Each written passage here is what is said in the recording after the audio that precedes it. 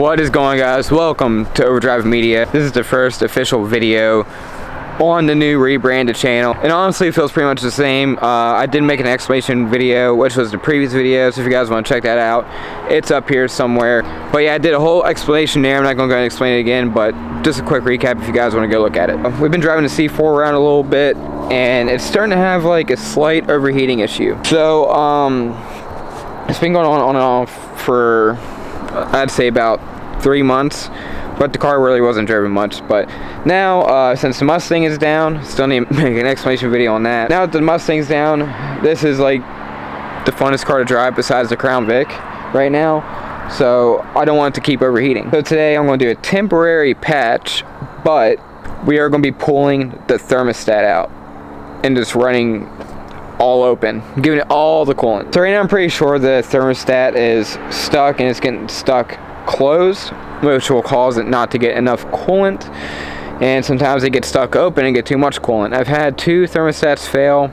The V6 Mustang, that one right there, that thermostat failed on me, and it was sticking closed, and the car overheated like bad, like pegged the needle like bad. Pulled the thermostat out and hasn't overheated since. Runs a little bit cold during the winter, but screw it. Yeah, that's what we're going to be getting into today with the C4, and thermostats are usually pretty easy. I watched a video on it, and it says you should drain the coolant out.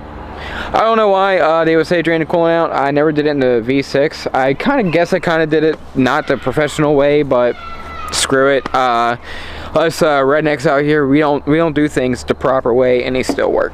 So basically, we got to remove the this part of the air filter, the mass airflow, to get to the thermostat right there.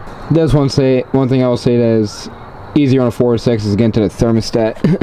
I have this little doohickey that I bought for my kiddo, or my wife bought for my kiddo. It's just a little drill, but I've been using it. It's generic, but it works for little stuff. And there's the thermostat. Here's what we got so far. I wonder how tight it's going to be. It's probably been forever since it's been popped off. Well, I'll be damned. It wasn't that tight at all.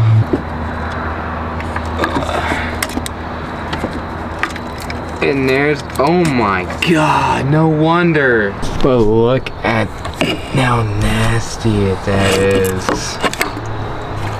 No wonder. I guarantee that was stuck closed. Hey, like, I'll just like wipe that away. This thing's gonna need a radiator flush. I bought coolant, but just in case I lost someone pulling this out. That is ridiculous. Oh my god, there it is. But there's a way you can test these. You can put these in boiling water, and you can see if they'll open or not. Yeah, I'm pretty sure this would explain the overheating issue, because on the highway, the car like ran normal temperature, but as soon as you would like get on like in town and slower areas, it would start building up heat. And my Mustang, the V6, did that, and same result. Pretty rough looking. Actually looked worse than this. The V6's thermostat was completely like rusted over. You couldn't see any like silver left on it. That was rough, but I could imagine this little bit of gunk would cause it to stick. Let's slide this thing back together, and yeah, we'll maybe take her for a little test drive and see how she runs. Alright, I have to pull the flashlight out because it got dark real quick. It's only 7 o'clock and it's already getting dark. That sucks. Yeah, I got it all back together. About to do a startup, make sure there's no leaks, and if there's no leaks, we're gonna go for a quick test drive.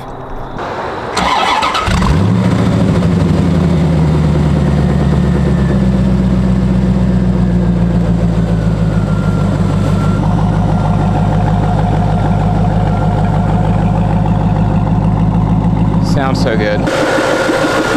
So far, it looks good.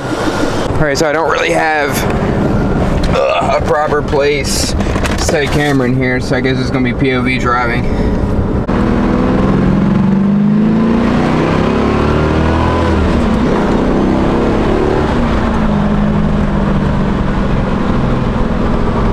This thing scoops. I think that this car actually does run better in colder weather. I think any car does really, but specifically this one, This feels so different in colder weather. Temperature gauge is starting to climb finally.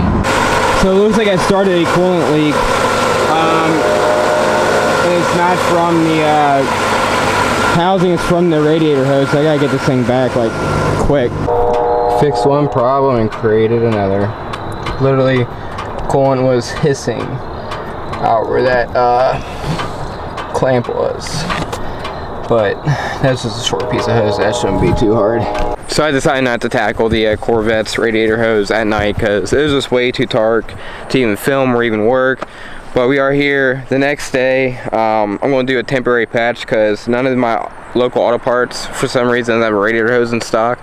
So I'm going to order one. By the way, I have liquid tape and I have some of this. And I'm going to find a better clamp. And we're going to see if we can do a temporary patch until our new hose comes in. So if you guys didn't see it too well last night, the leak is coming out of this little clamp here, which I hate these clamps with a passion. I don't know when or why this started leaking. I thought this was the, you know, the neck for the thermostat, but it's not. But it's not even really dry rot. I don't know why it's leaking. It makes no sense. I'm gonna take it off, take a look at it, and possibly fix it. Let's take a second and look how tight these clamps are clamped on these hoses. That is terrible. Look at the one down here. This is where the leak is. It's like cut into it, basically. I don't like these clamps at all. Sometimes they just go too tight and they're just a pain to mess with. I'd rather have the ones where you can just use the screwdriver and adjust the tightness how you want it, not something like that. I hate them with a passion. So we got some liquid Permatex electrical tape that I'm going to spread around on top of the hose. Then I'm going to wrap it in regular electrical tape. Like I said, this is only temporary. I know a lot of you guys are probably going to say, what the hell are you doing? But I'm all about finding whatever I can find around the house to fix any kind of issue for temporary, of course. Sometimes permanent, depending on the situation. But yeah, I'm all about DIYing and trying to fix stuff on the spot. All right, we got the liquid electrical tape on there. It's actually kind of dry and rubbery already. But I scooped enough out that was still good and to spread it on there. So I'm going to let that set for a couple of minutes. I don't know how long it's supposed to set until it dries. But I imagine it won't take long since it's already half dried. And once it's dried up, I'm going to wrap this around it tight. Going to put the clamp back on it. And we're going to see how much coolant sprays out. After some fighting and throwing shit, finally got the clamp back over the tape, the electrical tape. I swear to God, I hate these clamps so much. I swear, these ones right here, that has a screw where you can use a screwdriver. Yeah, those are what should have been used on everything else. Not those stupid clamps that literally trash hoses after a while that are a pain to move and get rid of. Alrighty, moment of truth. So far, I don't smell anything or see anything, but the car's not warmed up yet.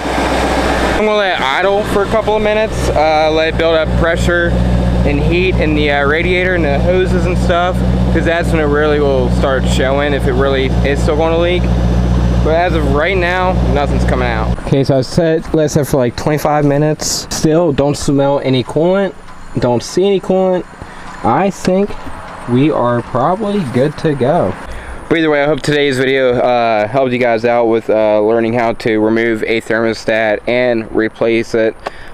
It's pretty easy, like compared to a 2-valve. The only thing that's a little bit more complicated, which is not really that hard, is getting the air box and stuff out of the way. Don't really need to fully get that out of the way. Just take the tube off the throttle body and push out of the way a little bit, then it's just right there. Easy to get to, as you saw in the video.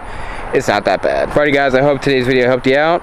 Please like and subscribe for more C4 content, Mustang content, all around car content, and we will see you guys in the next video.